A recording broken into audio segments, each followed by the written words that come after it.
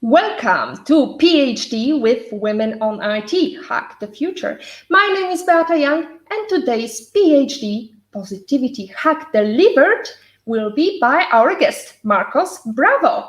Today's title, How to Create Captivating Video Content. PhD episode 19 starts here.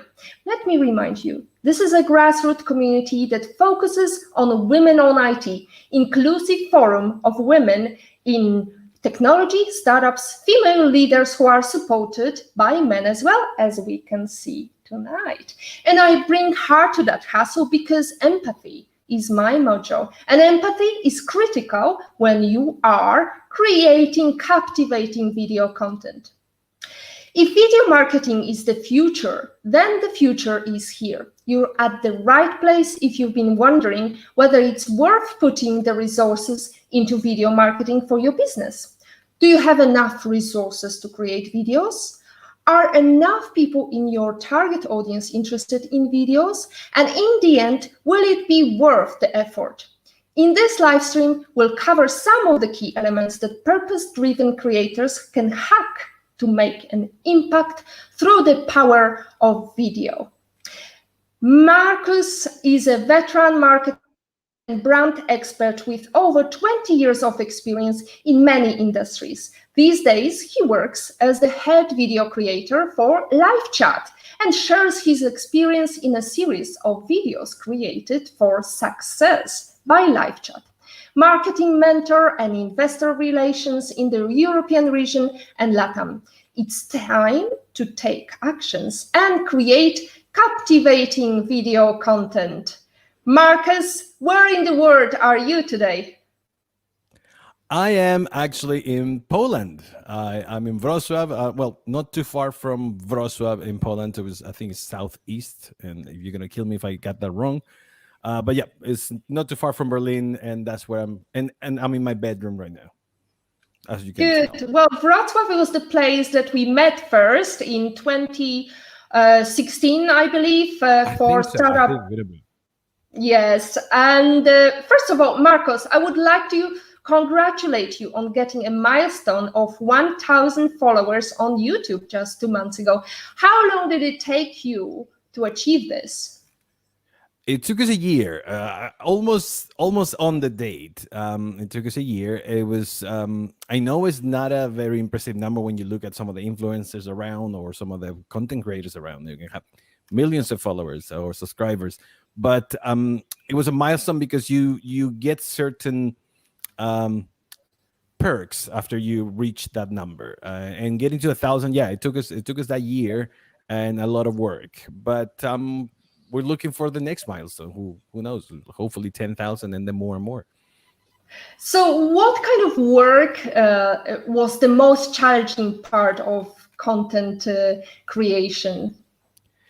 The most challenging part started with finding the right tone of voice to talk to an audience. We didn't really know exactly who we wanted to talk to. I mean, we knew that we wanted to link somehow what we were creating with the company's focus, so certain level of investors or startups, and we wanted to do that. So we needed to find the right tone of voice, which eventually ended up being my own tone of voice. I mean, the person you see in my videos, it's just me. I don't really change anything that I say or do or any of my mannerisms or whatever.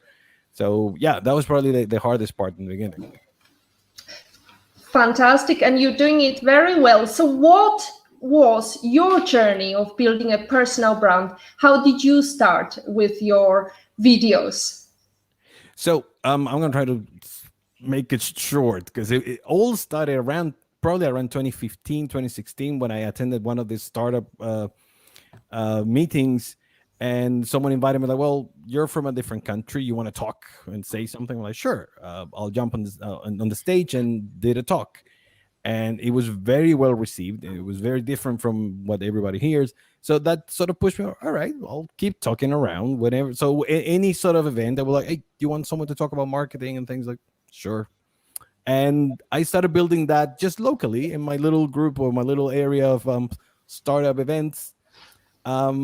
But based on that, people started noticing that, well, Marcus can communicate better than we do. So let's bring Marcus to talk about our company. And together with that, I did some podcasts for other companies. And eventually LiveChat said, we've seen some of your work. You want to come and become our brand ambassador and use the videos for us?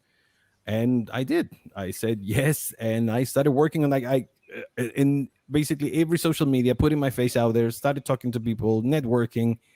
And it really put me out of my comfort zone, because even though I look like a very outgoing or extrovert person, I am not. I'm a very shy, a very introvert person, which you wouldn't be able to tell looking at my videos. But still, it was like, all right, well, if we're gonna do this, let's do it all the way. Great. Well, I'm surprised, Marcus. You indeed don't really strike me as a person who would be camera shy. So YouTube and its star vloggers' influence on millennials and younger demographics are undeniable. Out of 10 millennials say that their favorite YouTubers understand them better than family and friends. A new study surveying 1,000 kids ages 6 to 17 shares additional insight on YouTubers. Becoming a YouTuber is now the best career choice. It is tricky to create captivating video content when you are a brand ambassador. How to remain genuine? You need to understand and I'm going to repeat this. You need to understand the tone of voice that your target is talking. If you want to connect with millennials and youngers or gamers or fashion, you talk the talk, you do their language, you do their thing, and you relate with them in a way that they see that you're being honest. Even if you're talking about things that you don't know, make sure you let them know. Like, look, I'm not sure about this, but this is what I heard. This is what I understand. If you know more, comments below, blah, blah, blah. And you start engaging people into, look, I'm not here to tell you how things are. I'm here to have a conversation. And as soon as you sort of open that little barrier of like, I am not untouchable, I'm just one of you guys on camera, that's when people start connecting to the content that you put out. So it's same thing happened to us. Every time we had a something that I wasn't very sure, I will make sure that I say it on camera. I was like, look, I read an article about this, and this is what I found out, blah, blah, blah. And it's not my area, but it's something for you guys to figure out yourself. This is just a little push. So just by showing that you're not here to tell things, you're here to have a conversation, engage, and understanding the tone of voice from the other side, like how you guys talk, that make it a lot easier to connect with a demographic or with a specific audience. Thank you for that insight.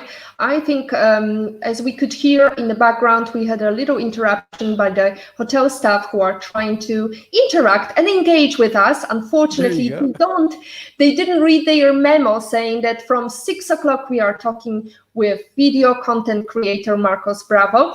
And so the next question I have, what would you say are minimum resources to create captivating videos for let's say solopreneur?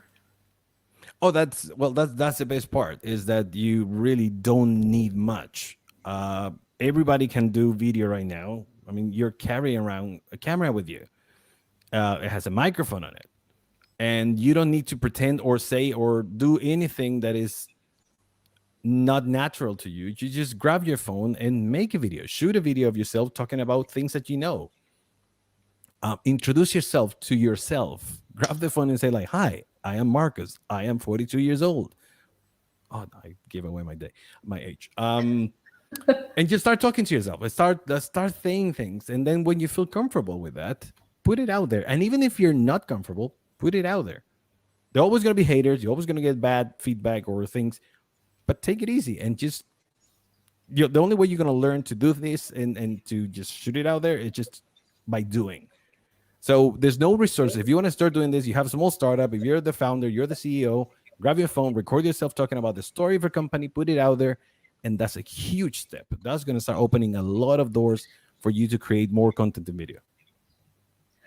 That's so true, Marcus. I think there is a Polish saying that goes, not everybody is a tomato soup. Not everybody has to like us. So there is an element of that, but also I would mention Gary Vee, who's talking about, dragging his phone or having somebody filming him 24/7 all the time. But if you don't have resources, if you don't have money, you've got your mobile device, you can record anything that is happening, but be genuine. That's the most important thing, because we have enough people impersonating others. We don't need actor studio, or you're not here to receive I don't know, Golden Globe or whatever.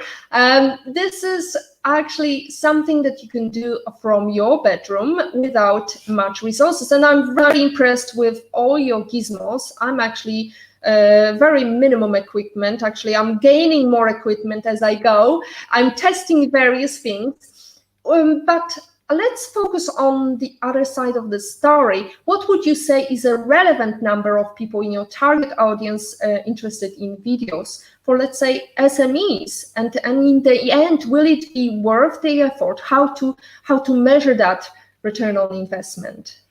That's definitely the hardest part. I mean, we struggle with that, just to say, okay, each view is worth a number, or each interaction is worth something, because marketing is one of the hardest departments to really read properly, to give the right attributions to each one of the things. So, but if you're going to put video out, think about video as a very high in the funnel. Like, this is top of the funnel content. Start with that, just by putting pieces that helps you connect with your customer. Even if you have a small store, for example, a small coffee place, and you start making videos of how to make a cappuccino, how to make a flat white, and just put them out there. Your small little niche of people who enjoys coffee, enjoys making coffee at home, they're going to watch that.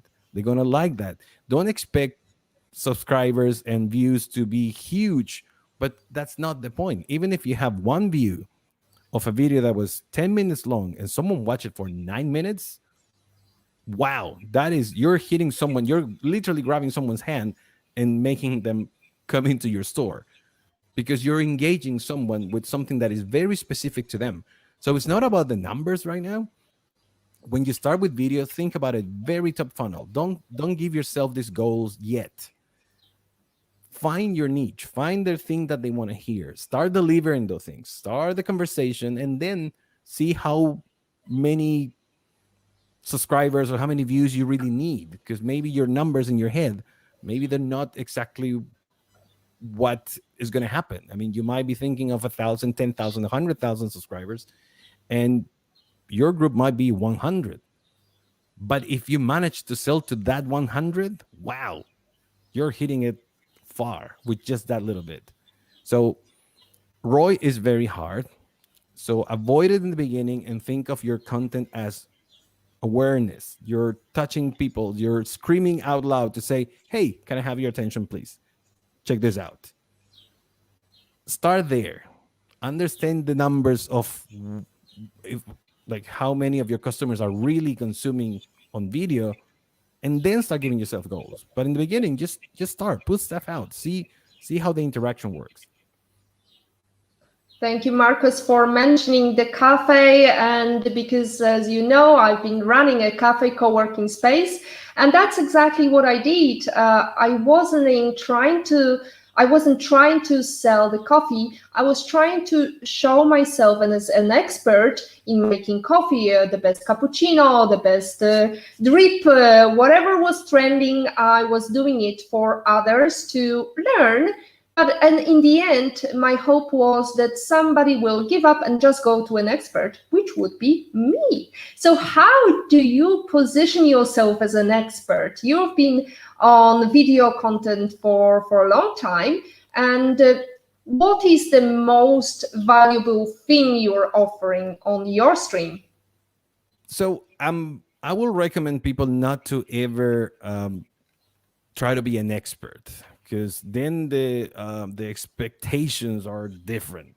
Become a specialist, which is, it has power in the word, but it's different, because you specialist means that you're very good at something and you do it a lot. You don't know everything about it, but this is your area. So when you position yourself in this area of the specialist, then you find what is it unique about you. What's your own unique selling point? What's your value proposition? If you look at it in a business way, in our case was, and it sounds wrong when I say it, but it was me.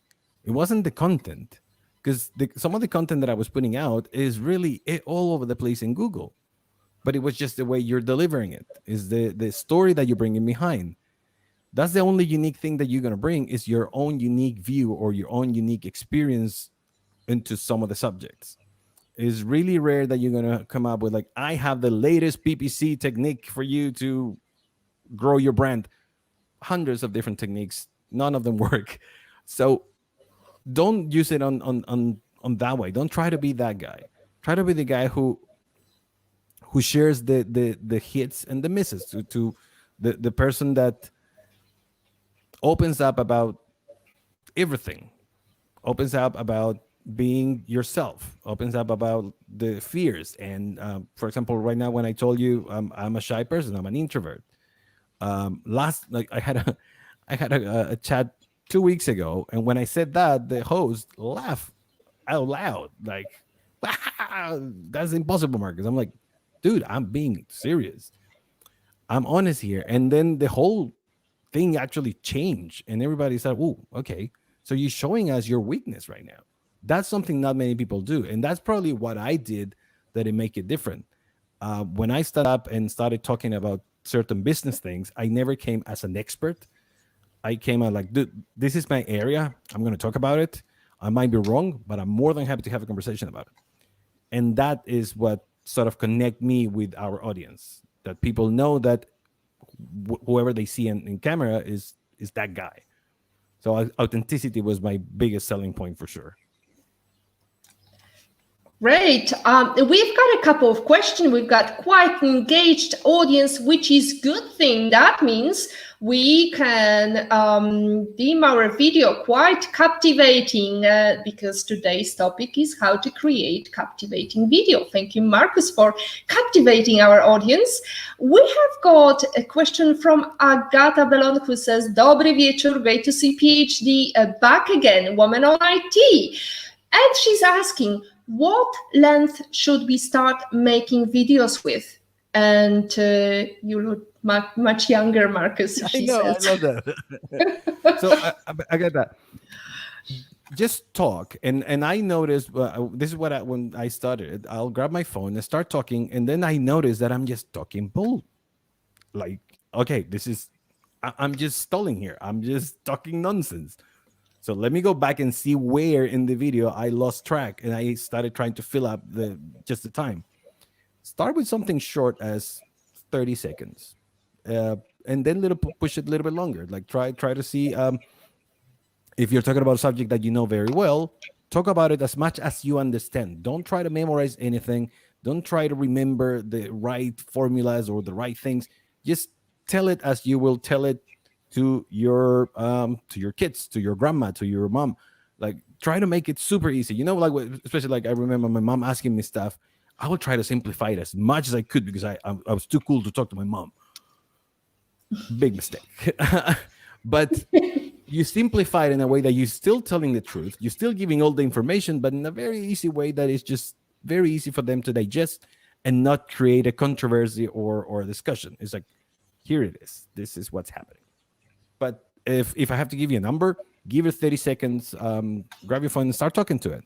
And when you run out of air, tell the phone. It's like, well, I think I said enough about that. So we're going to cut it here. Thank you for watching me. And that's all. And cut it. And look at yourself. See how you're never going to like your videos. By the way, I every video that I put out, I'm like, oh, that was a terrible video. Until someone tells me, no, man, that's actually pretty good. Oh, well, thanks. Imposter syndrome is a real thing, so be ready for it. But yeah, go for 30 seconds and start growing from there. If you want to do shorter or if you want to do longer, if you can in the first try, go for it. And then you hear you look much younger, Marcus. So that's also Very good thing to hear from Agata. Thank you so much for your question and praises. And we've got somebody I just wanted to touch upon, Dix BY, by the way, whatever, on Twitch says, "Hi, what's up, G?"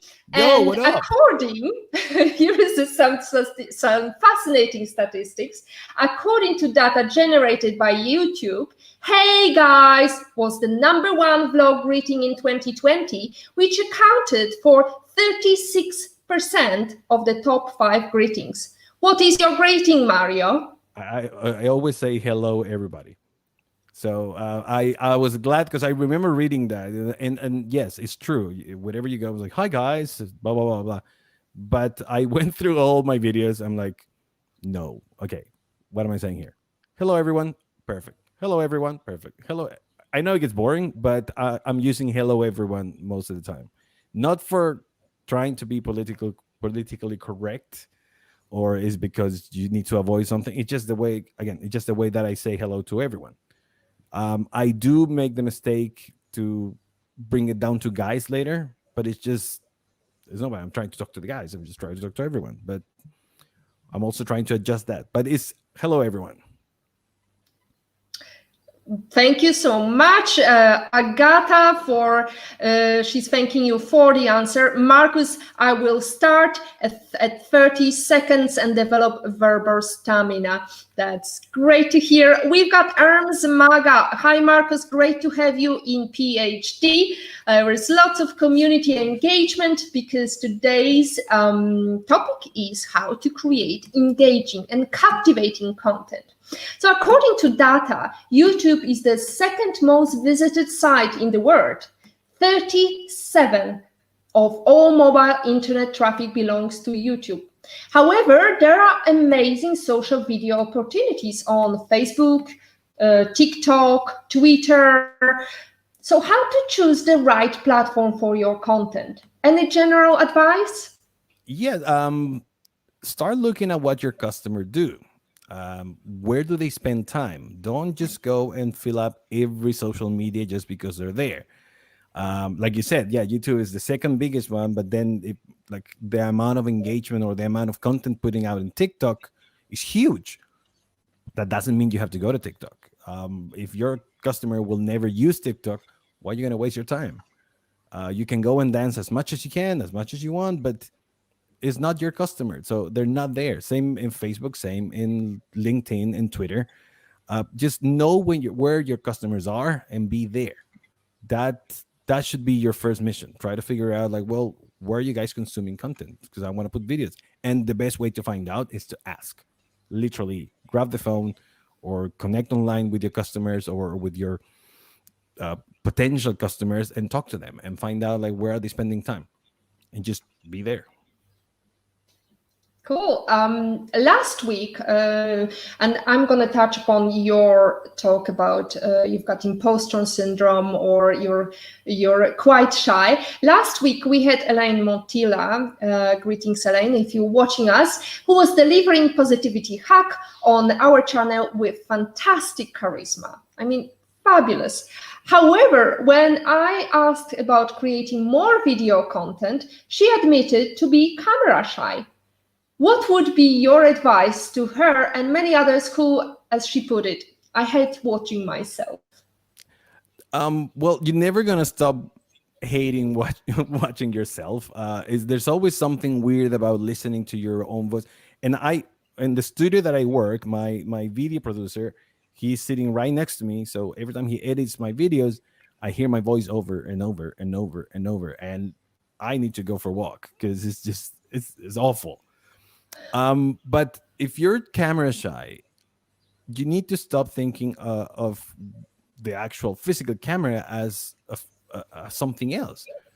The camera is a person that you're talking to, the person that you want to have that conversation.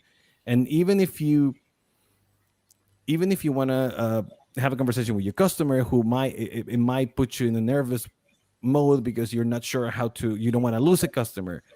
Forget about it. The best way to sell is not trying to sell, is focusing on what is it that you're doing either by passion or because you care about money, you care about a cause. But when you open that conversation, then you don't really have to worry about selling. You're putting all your points out there.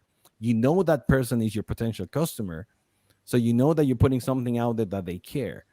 And as soon as they show interest and or they ask questions, then you start modifying your speech, or and you start moving into the area of like, oh, you want to know more because I have more, and start dropping out there. But you need to stop thinking that the camera is something different. The camera is just a person. It's the way I will be talking right now to you, Beata, in person.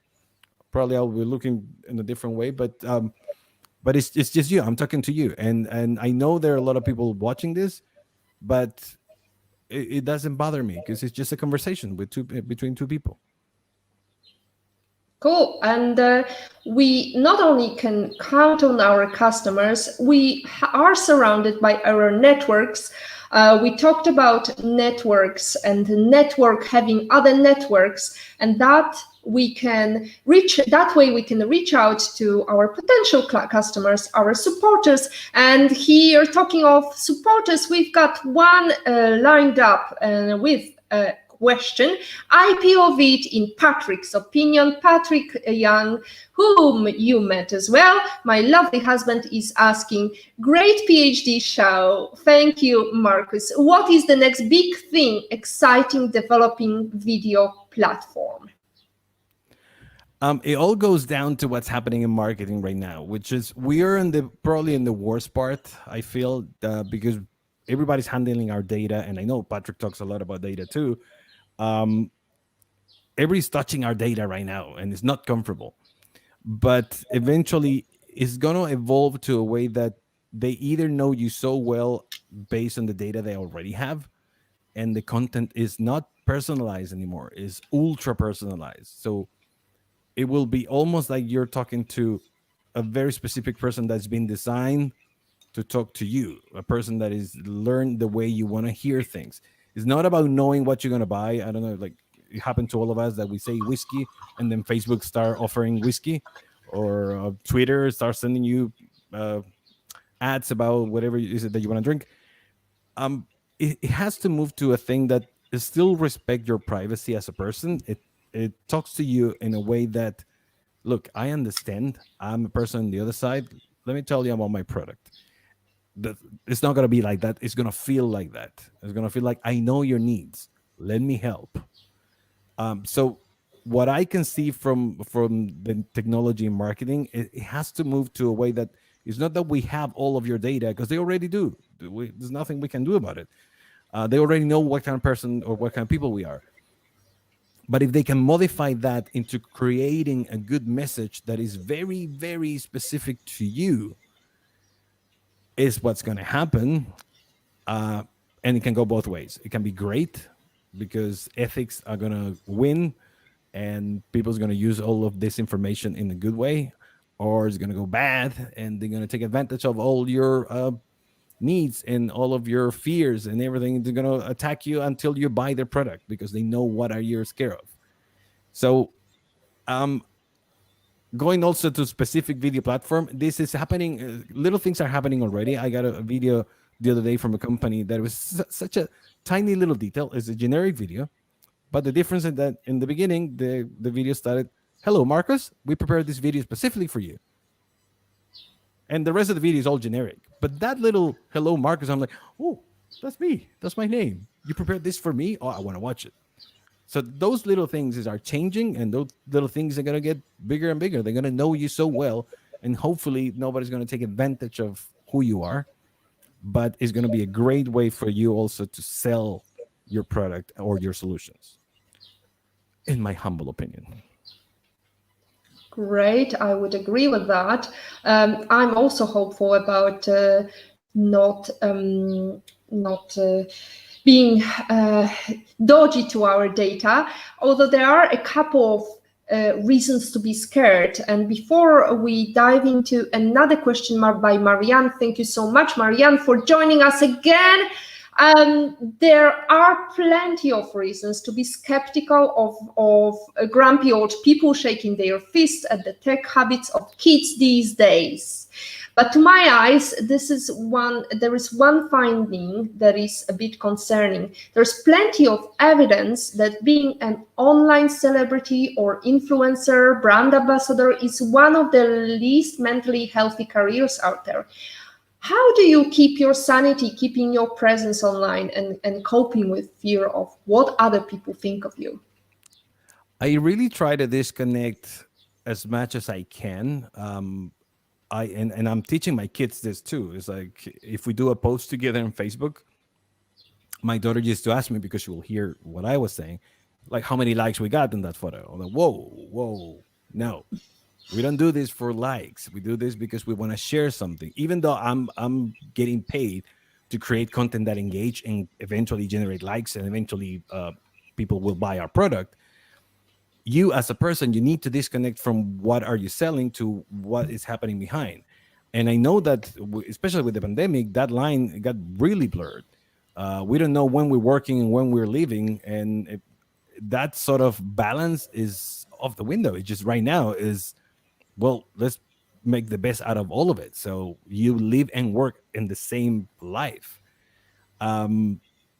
But going to the specific to me is to separate, like when you work, you set little goals that make you feel that you can turn this off. You put your video out. My video had the first 10 views, perfect, I'm just going to check it in a couple of days. But if you're going to sit down there and look, 11 views, 12 views, someone's unsubscribed, what did I do wrong? And then you start questioning everything that you're doing, it's going to kill you. Social media is just a big board. If you remember, I hope in school you'll have these big boards where people just put notes and things like that. That's what social media is. You captivate your audience by being the most colorful little note here and there, but you don't have to sit down next to the board just to make sure people are watching your thing. It is business, yes, it is business, but you as a person, and when you become the face of something, of a brand, of company, try to separate them. Try to disconnect from the expectations of what you're doing here, of what you have in the backyard right now. Thank you, Marcos. Yes, that's a very concerning thing. I remember my daughter being so upset because somebody stole her identity of some clothes changing game. So she was all tears. She was 13 at the time. We were somewhere in Poznań, in Poland, and she burst into tears because she shared her login, and all of a sudden this person took over, and her couple of months' work went to nothing. And since we are talking about alternative life, here is a good question for Marianne. Marianne is asking, what can you say about bots? Super thankful to your relatable tips, Marianne is. Thank you, Marianne. Well, bots are going to replace everything. There's certain things that I was very sure that my role as the face of a company and a communicator, if you want to call it that way, it was safe. But it's not about chatbots anymore. It's beyond that. Now AI can create faces, and this whole conversation could be a bot. And the only way that we can avoid, I mean, we can still use them. There's a great opportunity to use bots to simplify certain things. But there has to be a certain window or door for people to connect with a real human behind.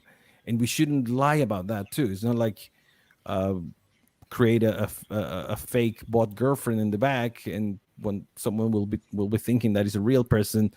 But you really need to use them on the favor of a company, right? If we're talking about bots for the company or for communication in general, use it to simplify things, but leave that door open to, like, you really want to connect to a person behind, because we have a guy behind. You want to talk to the guy or to the lady, sure, open up that and have a conversation. I'm very scared to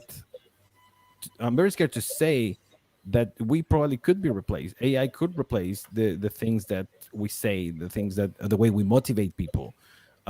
When Beata was talking about Gary Vee, that's what came out of my mind. It's like there's so many people saying the same things over and over. because we already know what the other person wants to hear.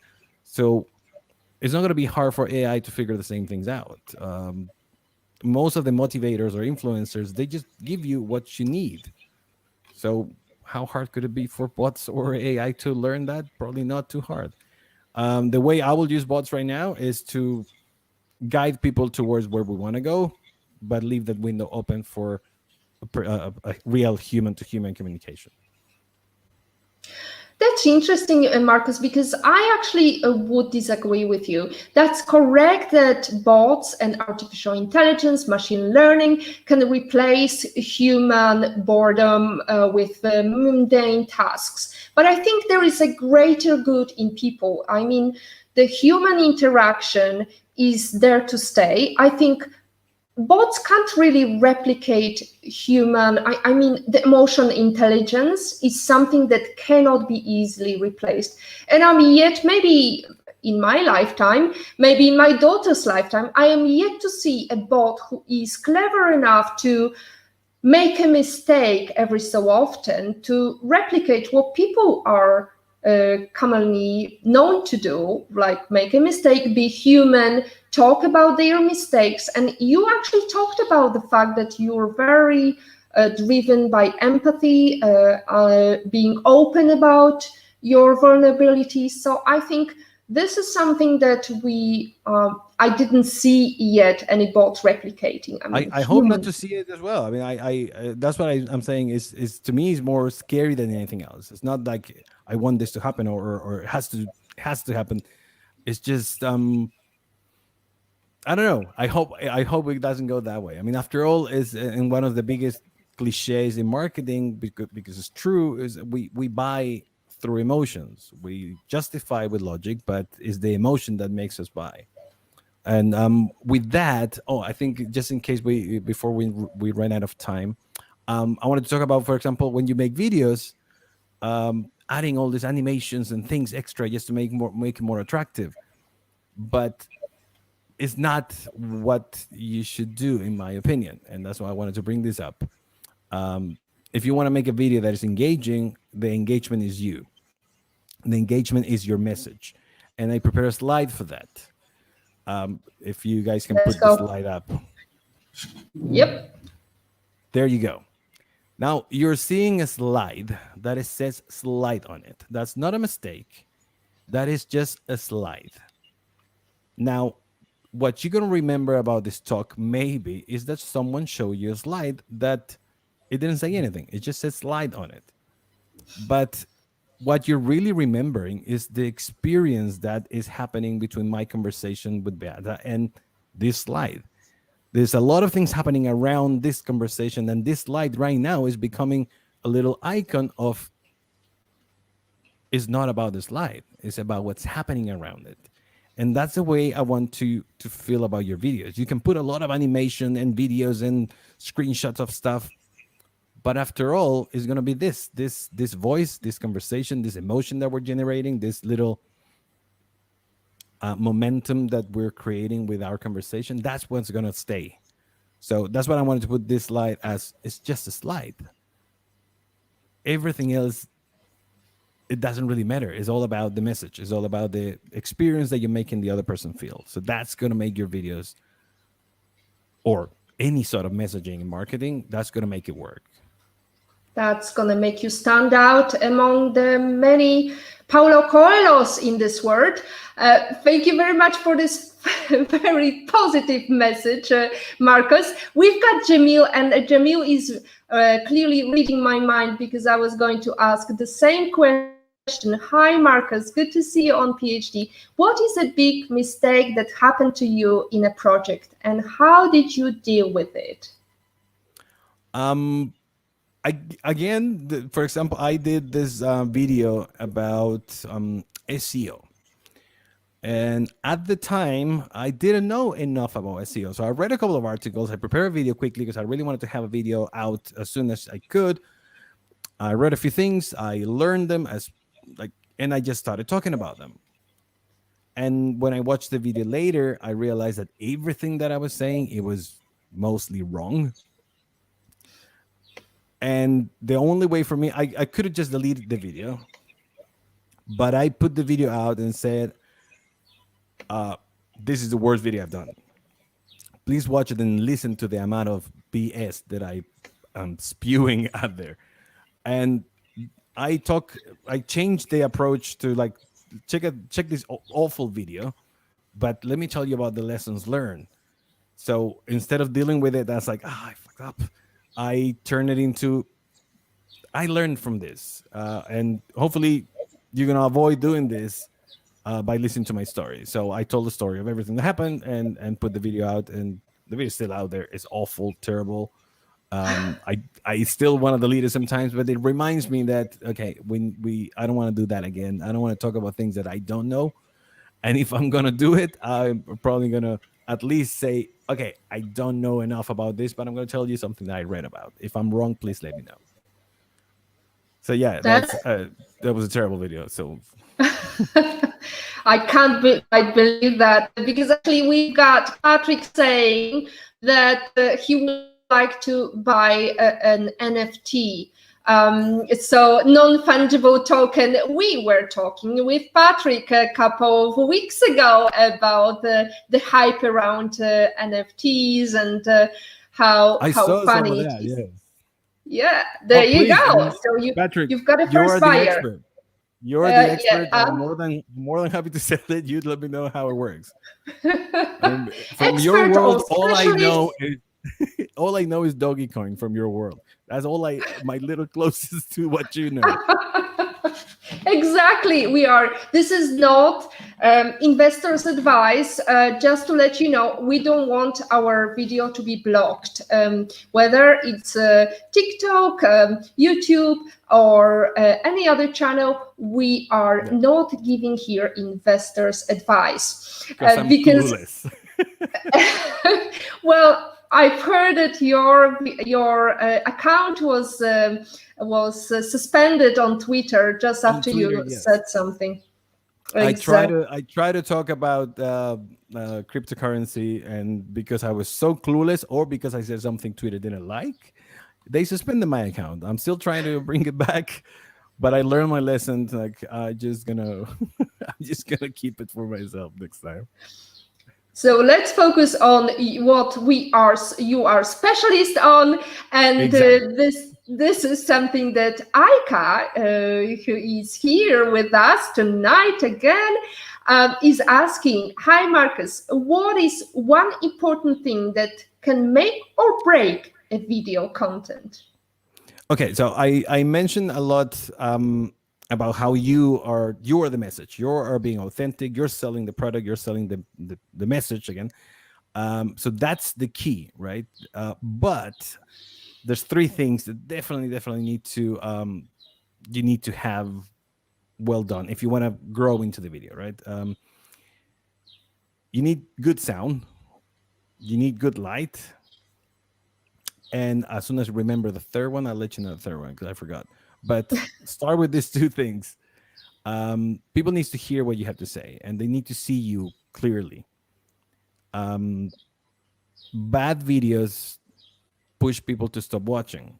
Um, even though you might be saying something interesting, and if it's a long subject, it will affect it. I know I was saying that with a phone you can make it happen, but make sure it's well done too. I'm not saying like go and buy an amazing camera, an amazing microphone and light. Right now, with everything that I'm talking here, is less than $100. But I want to make sure that you can hear me, you can see me, and then you're gonna start listening to my message too. That's one of the things. So look a little bit on the tech side. It has to work. It has to work in many ways. But also, what's gonna break it for sure is when you try to be someone you're not. And I know we've been talking a lot about authenticity, but there's certain things that they you can tell over a conversation when someone's being fake and someone's not being themselves. And just because you're trying to be a YouTuber, you're trying to be an influencer, because they have their tone and they have the way of talking. I mean, there's a YouTuber way of talking. Um, if people can see that you're talking about things that you don't know, that you're not being yourself, and you can hardly hear it or see it, or you're just gonna stop watching. And that's the other thing. People's not going to come back easily. If you lose a viewer, it's mostly lost forever. So it's better to deliver things that you can do well. Do your small talks. Do if you want to go and shoot outside, the sun is bright. You put your headphones. You have your you can talk like this even, but make sure it looks consumable. It looks nice for the other person. So having a phone and headphones and a hands free is not an excuse not to provide a good quality. But again, I'll put on top of all that, I will still put authenticity. Just be yourself. Don't try to be someone you're not. Yeah. So that's the third element. Authenticity always wins. Well, let's say this. Absolutely. Marcus, I would like to ask you a more personal question. What is the most common mistake you see video content creator make that you cannot stand? Oh, I think it's related to the trying to be the YouTuber guy, trying to be the like you were saying before, like, hey guys, today was like, don't forget to subscribe if you like this. Blah, blah, blah. It's the same for everybody, and I did it on my last video. I had a podcast I put out yesterday, and I started listening to it, and I'm like, oh, I did it. No, and I don't want to ever do it again. Next time I'm going to pay attention not to do it, because there's certain formula that works, right? It's part of the whole YouTube culture that you have to remind people in the beginning that this is your channel. You can subscribe here, put a button, blah blah blah. In the end, repeat the message. Don't forget to engage. So you ask them to leave comments underneath. Yeah, that is that bit that the YouTuber talk and the influencer talk is sort of Makes you cringe. big time. Big time. Agata Bellon is asking, what video has surprised you most, Marcus, and why? All right. So there is a video that I use a lot, and I have a talk that is called walk the walk and talk the talk. That is the first thing that I sort of package when I started doing this thing in Poland. And there was a video, it's a commercial that I found in YouTube that I started watching, and every time I show it in every occasion or every talk, people cry because it's so well done and so emotional that is like, whoa, how in these 2 minutes you play with my emotions so much that the first thing I want to do is just to grab the phone and call my dad and like, I'm sorry for everything, I love you. It's and the worst part is the whole video is just to sell rice. There's nothing about emotional. No, it's just a rice company. And you notice that in the end because you see that every time this family gets together, they're all eating rice, but you don't really pay attention to it. You're like worry about this relationship between the mom and the dad and the son. I promise I'm gonna send the link to Beata just so you can put it out there because it's a very powerful example of how you can do so much with a simple video. You might not buy the rice, but you will never forget that brand for sure. Yeah, that's very powerful. And since you are in Poland, we've seen many powerful videos made, for example, by Allegro, right? Every Christmas, they managed to produce something so, cry-worthy that it's sickly. So it's amazing because it really is a hard work, and it's not just something they put up at the last minute. So it requires a lot of planning. So if you could tell us and give us a hint, how much planning do you do? I know that you, for example, you didn't want to read any of today's questions I prepared, so I could have as well just not prepared any questions and just go with the flow. So what is the noise behind? I mean, what is the work that is really required to prepare the content? You've told about SEO strategy you put up and it was up, yes, but there must be something, some secret sauce. In general, this is how it works in general. We know a bit of our target. We've been learning a lot about them with time, like doing more videos, getting comments here and there. So we learn more about them. And then we try to see, well, what's going to be interesting for them to hear. So we do a little SEO. What is people on this area or of field actually? What are they looking for? What are the things that they're googling? And go on YouTube. What are the videos that I've made on that subject? And then we try to give it our own twist. Now I have to be honest, just like I did with your questions, and I'm sorry about that. um, I don't like preparing too much for my videos. I don't feel that preparing too much for me it works. Different things for different people, but I usually prepare for my video 1 hour before shooting. I go through the content and I tell it to myself like I will tell to my kids or to my mom.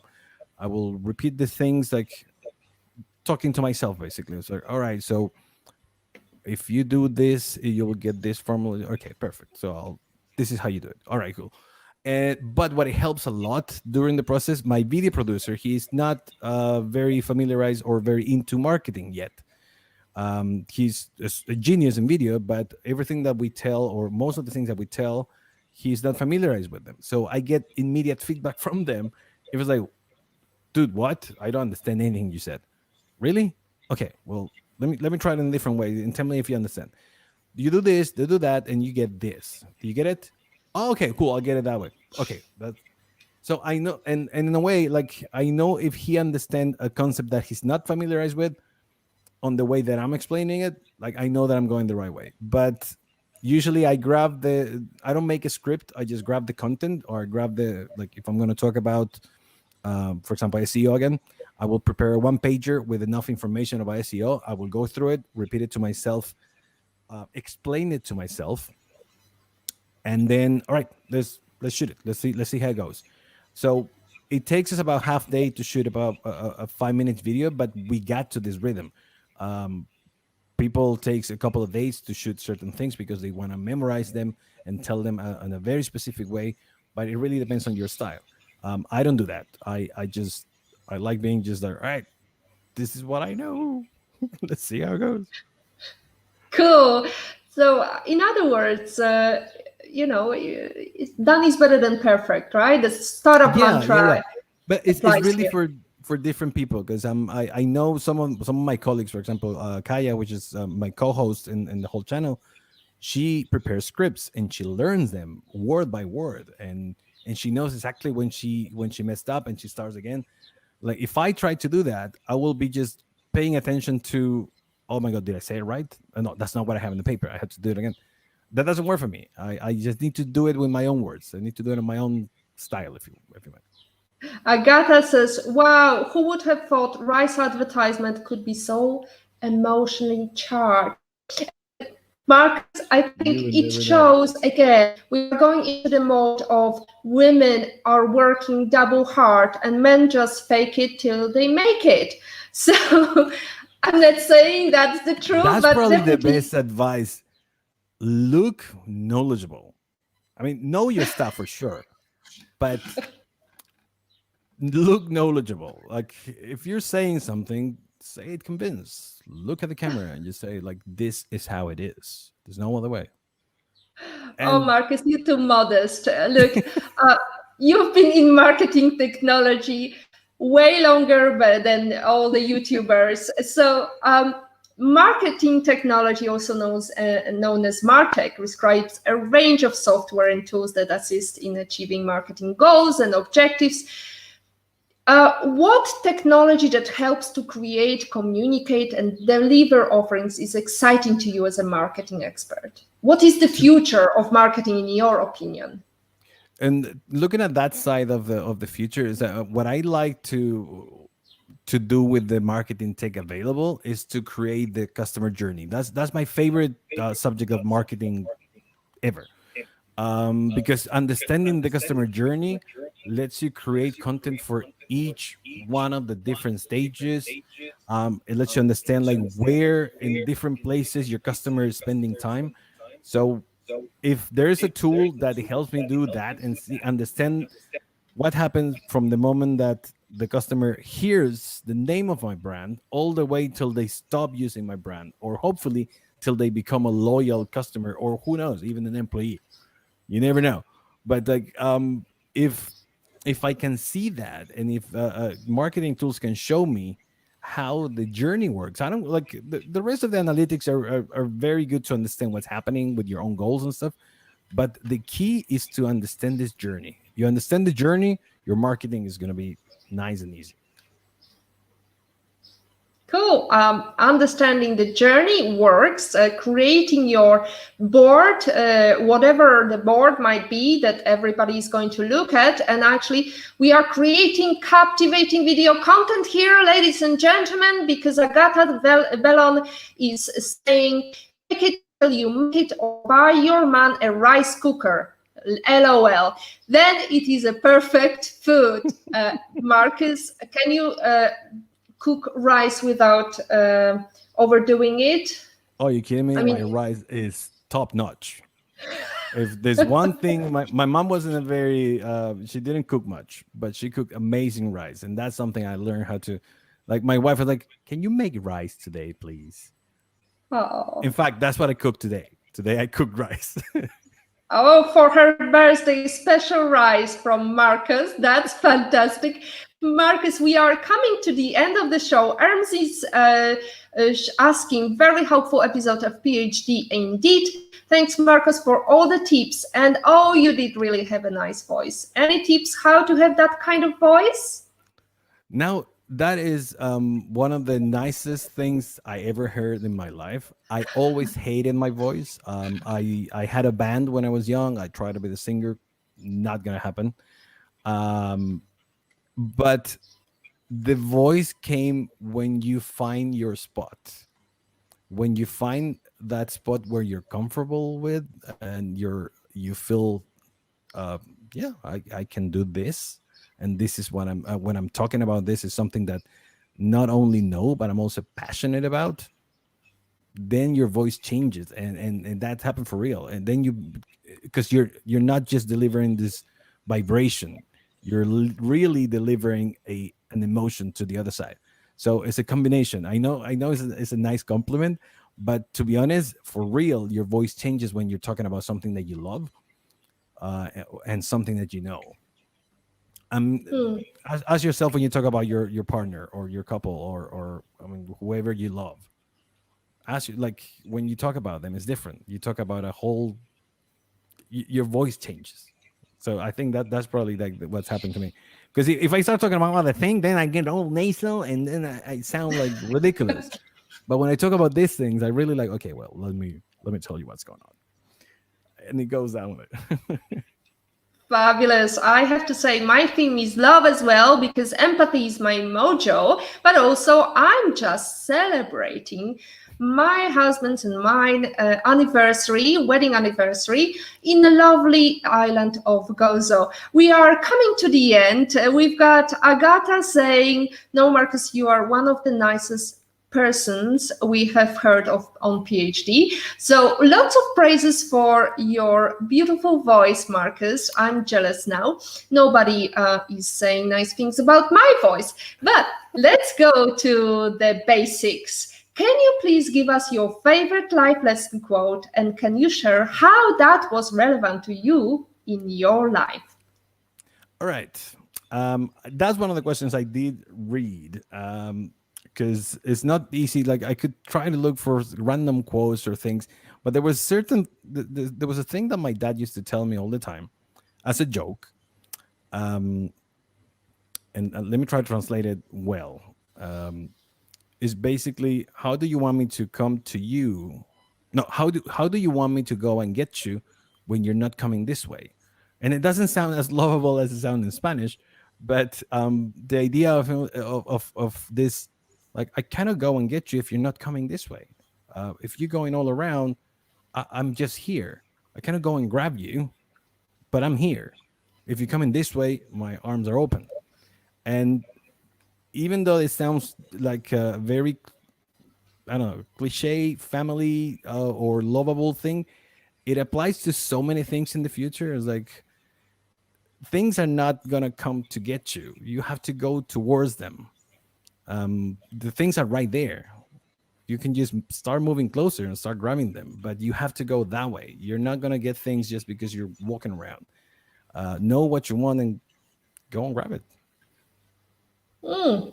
I would say it also goes with our mantra, which is look for something positive in each day, even if some days you have to look a little harder. So let's focus on the positive and imagine the pandemic is over and you can invite to private breakfast any person in the world. Who would you love to have a private breakfast with and why? And which place would you choose, Marcus? Okay, I know exactly where I would like to be. This will be on Punta de Traica, which is a beach not too far from Santiago. We were lucky enough that our whole family bought a house that we all share in there for summer, and I can smell it every time I think about it. I can smell opening the door, going to the balcony, and it was such a secluded beach that there was nobody around, and you just feel the smell of the ocean.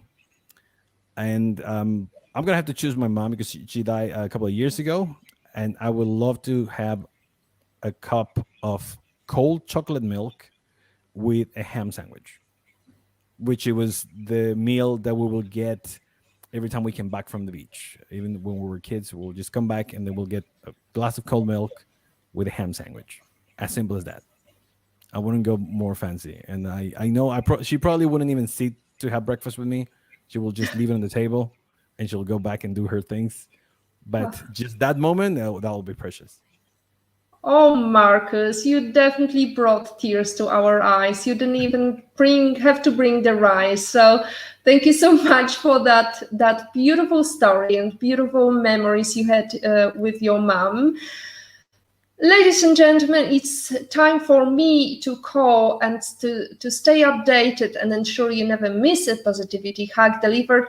Follow Women on IT and turn on notifications to be alerted once a video has been released. I'm sorry for this boring call to action, but this is the end of our show. And again, when you focus on the positives gets more positive. Even if it was in the past, we need to remember these beautiful stories like the one that Marcus brought to us. And as always, our positivity quote comes from positive thing only and goes, look for something positive in each day, even if some days you have to look a little harder. We wish you success with creating captivating video content, and please leave your comment with the channel name we can follow, whether you are a brand ambassador, influencer, a content creator, expert, or specialist who got inspired by our excellent guest, Marcos Bravo.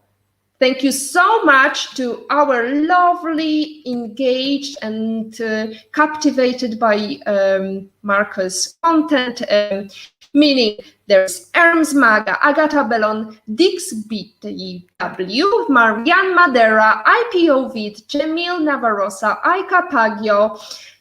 And if you don't like something, change it. If you can't change it, change your attitude. That's quote by Maya Angelou. Today is your day to hack the future and look for positivity in every day. Thank you, Marcus. Have a lovely day and enjoy your wife's birthday. Thank you very much, Beata, for the invitation. I'm more than happy to come and visit you either here or live in Malta when the pandemic is over. Yay!